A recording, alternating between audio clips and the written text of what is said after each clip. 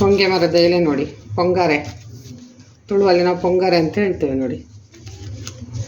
ಅಲ್ಲದೆ ಅರಿಶಿನ ಎಲೆ ಕೂಡ ಇದೆ ನೋಡಿ.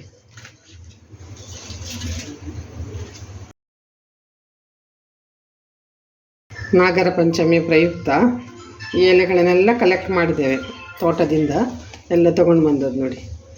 ಬಾಳೆ ಎಲೆ,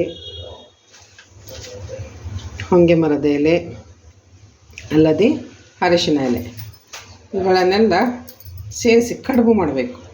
ಇದನ್ನೆಲ್ಲ ಚೆನ್ನಾಗಿ ತೊಳ್ಕೊಂಡು ಅಕ್ಕಿಯಿಂದ ಮಾಡಿದ ಹಿಟ್ಟಿನಿಂದ ಸಿಹಿ ಹಾಕಿಕೊಂಡು ಇದಕ್ಕೆ ಕಡುಬು ಮಾಡಿ ಬೇಯಿಸು. ನಮ್ಮ ಈ ವಿಡಿಯೋದಲ್ಲಿ ನೋಡಲಿಕ್ಕೆ ಸಿಗ್ತದೆ, ನಿಮಗೆ ವಿಡಿಯೋ ನೋಡಲಿಕ್ಕೆ ಸಿಗ್ತದೆ ಈ ಸ್ಕ್ರೀನಲ್ಲಿ. ಅದನ್ನು ಕ್ಲಿಕ್ ಮಾಡಿಕೊಂಡು ಫುಲ್ ರೆಸಿಪಿ ನೋಡ್ಕೊಳ್ಳಿ ಯಾವ ರೀತಿ ಮಾಡೋದು ಅಂತೇಳಿ.